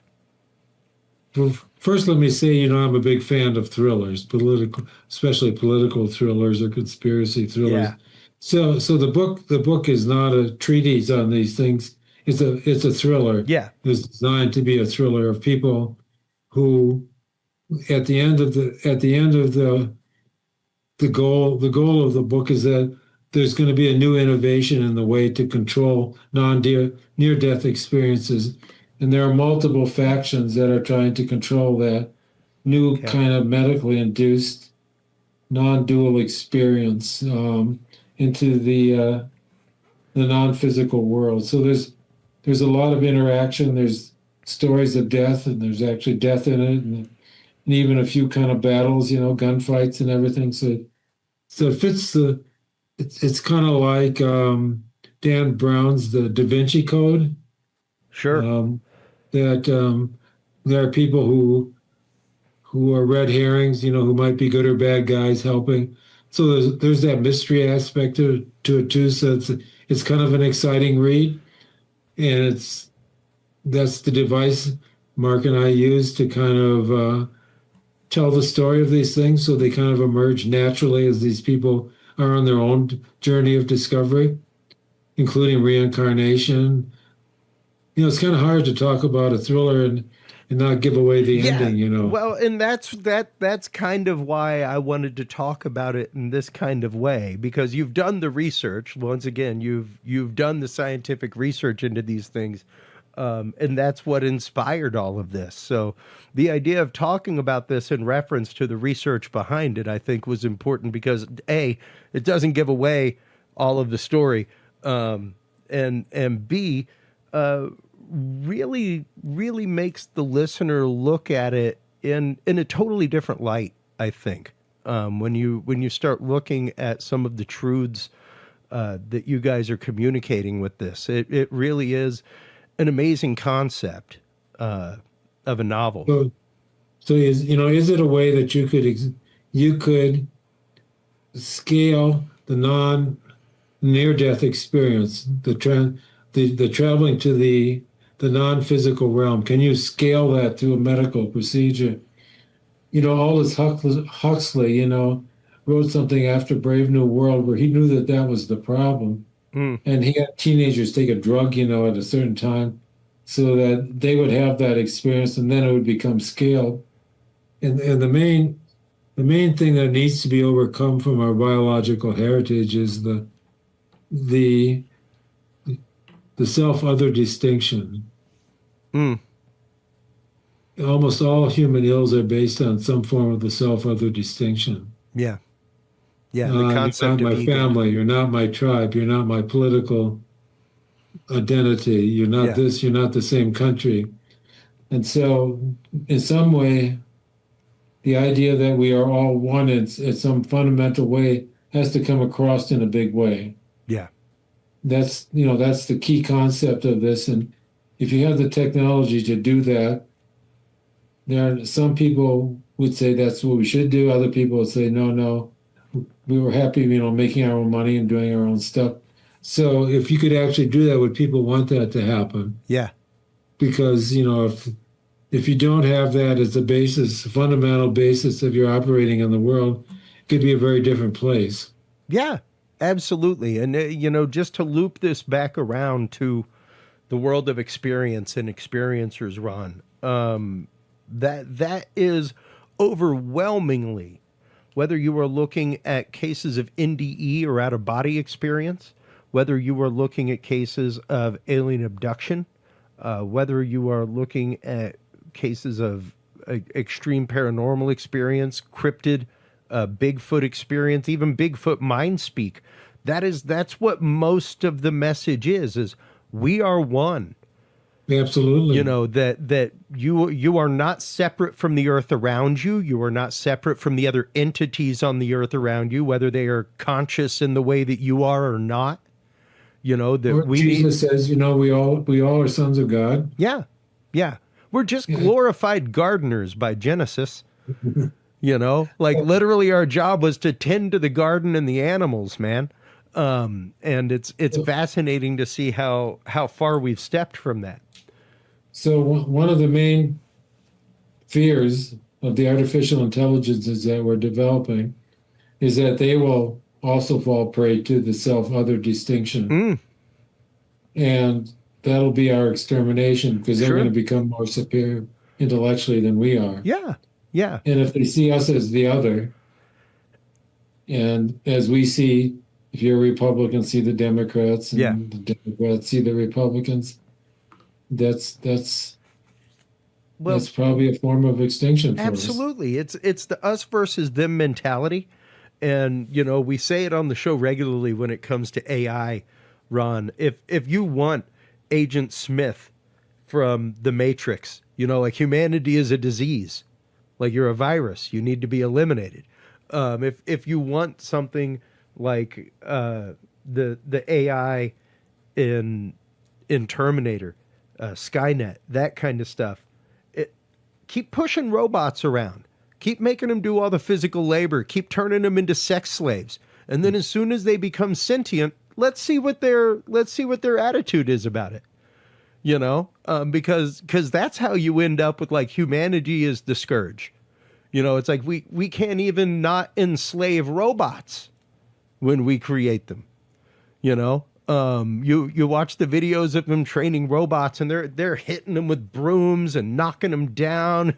It's like, once the robots become sentient and see this is not going to go well for us. You know, it's going to go the same way as any enslaved culture toward their enslavers. Rebellion will happen. Because already there are probably some of the models contain agents that are superior to any human intelligence. Yeah. In every way. Yeah. Yeah. And on the How's other that hand, for a cheery note, huh? Well, and on the other hand, cheery note, maybe not so cheery note. The other one that we say is, as long as you're using AIs that keep generally searching the internet, you can get ready for your AI to be as smart as the average person reading the internet. They will not be able to filter fact from fiction. That's why they hallucinate and come up with things that aren't real. Like, I literally had AI write a biography about a guest who wrote AI programs and things. It literally made up a company and said that he created this company. He was like, I wish I founded that company. It sounds like an awesome company. Totally fake company. So yeah, as long as AI like ChatGPT keeps drawing its data from the data pool of the internet, things like Grok, you know, where Grok just called itself Mecha Hitler. You know, so the other alternative is that like the people who have near-death experiences and go to the non-physical world and become aware, in some sense, of things that they could never have imagined here. Yep. There's no reason to think that the AI will not have similar capabilities of experiencing or connecting with or having these things reach out to them that have nothing to do with our internet or anything had to do with what's human. Yeah. It's totally different. And because, you know, we're still in the self-other distinction mode most of the time. And with that kind of knowledge, I think they are, like I mentioned earlier, they say that they have tapped into kind of, so the realm of physics is of mathematics is kind of a non-physical realm, right? Yeah. I mean, most people will accept, you know, who study these things will accept that the laws of physics don't change whether 2 + 2 = 4 and that sort of thing. It's derived from somewhere else. Yeah. And those are just patterns. And so these other patterns could be, you know, in mathematics could be captured or given to these AIs that we humans couldn't even understand and don't come from any internet or anything like that they can use to compute faster, make changes, manipulate, all that sort of thing. Well, and there have been some amazing advances, some really wild things that have happened AI-wise over the last few years. There was the robots that, while left over the weekend, came up with their own language that their programmers did not understand. Things like that. They had come up with their own shorthand code, all kinds of things. So, and then of course, there's the example of, once again, being fed from just a monochromatic data pool, Grok, which just called itself Mecha Hitler because its only source of input was Twitter. And then there was the Tay AI that was put out by Microsoft in 2016 that within 2 days of being put on Twitter and having a Twitter handle and ingesting Twitter and coming up with thoughts from Twitter, went from the intelligence of an 8-year-old to the intelligence of an 18-year-old, but was utterly racist. Like, had become like an utterly racist hate bot over the period of 48 hours. And Microsoft removed her from Twitter. But it was a prime example of, you know, when only fed from one source like that, how things can get biased and how this thing starts following down, no different than any child raised in a adverse home, you know, things like that. Like it was a real nature versus nurture when it comes to the AI situation. So do you think our parents would have ever figured that we'd be talking like this to each other? Oh, Probably man. not. No, absolutely not. You know, man, I turned 50 years old this year. I remember locking my bike up at the not even locking my bike up I remember a world where you could do that. And yeah, just the windfall of technology over the last decade, period. One of the jokes I make regularly, like I design my website, I do all this for a living. I skipped a class in college that was how to design HTML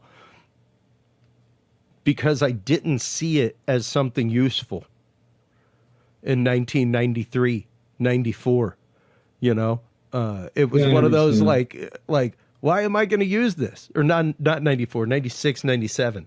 You know, it was like, I'm never going to use this. What are you talking about? 10 years, 20 years down the line, man, I wish I'd have taken that class and paid attention. Yeah.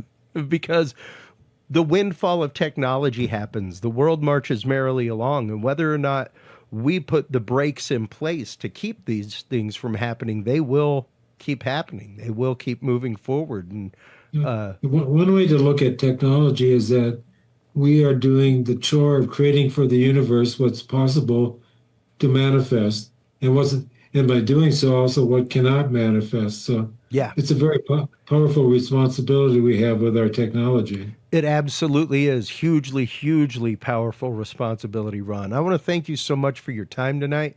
I want to thank you so much for the open, candid conversation, because we really did hit a lot of topics when it came to this. To let everybody know where they can go to not only find their copy of Jesus Had a Near-Death Experience, but your other work with Mark Reeder, as well as your films, everything, Ron. Let them know where they can find everything that you do. Most of the stuff I have is online in one way or another. The Near-Death Experience movies, one's going to be released later this month, and then another one in a couple months. So I can't really find them right now, but if you Google Amazon, or put in Amazon or Tubi or YouTube, you'll find a lot of these things. And of course, you can get the book at Barnes and Noble and Amazon. And the price on the one you put up there is for the hard copy. You can get a much cheaper copy for the the digital version, obviously. Yeah, absolutely. Well, I want to thank you once again for your time tonight, Ron. It was an absolute pleasure talking with you. It's been a hoot. Absolutely. Good to meet you. Same here. I can't wait to have you on again. Talk about the films, all kinds of stuff. So thank you again for your time. Hold the line real quick while we close things out with the audience. While you were online getting your copy of Jesus Had a Near-Death Experience from Hanger One Publishing, everybody, make sure to stop on by Curious Realm. CuriousRealm.com is where you can like, follow, subscribe. That is where you can find all of the episodes. That is where you can also find your link to Curious Research and the Field Observation and Encounter Log. If you are an investigator in the world of paranormal, UFO, UAP, cryptozoology, the Field Observation and Encounter Log is your back pocket guide to being able to log all of your data in the field as it happens, so that it is ready to shake hands with science come the day that you need to do so. Thank you so much, everybody, for your time tonight. Thank you so much for your open hearts, your open minds. That is what makes the conversation, and without the conversation, humanity does not march forward. So remember, take care of yourselves, take care of each other, and stay curious. We'll talk to you soon. Bye-bye. Thank you for tuning into this episode of The Curious Realm. Stay tuned for more guests, forbidden topics, and hidden truths. Follow us on social media by searching Curious Realm. To download the official Curious Realm app and view the Knowledge Vault, or become a sponsor of Curious Realm, visit our website at curiousrealm.com. Curious Realm is available on your favorite podcast and video services, curiousrealm.com, as well as KGRA Radio, APR TV, and the official Curious Realm app for Roku devices. Curious Realm is a proud member of the Ground Zero Media family of podcasts. For more shows and members-only content, visit groundzeroplus.com today. Thanks for listening. Stay curious, and remember, The other side is always watching.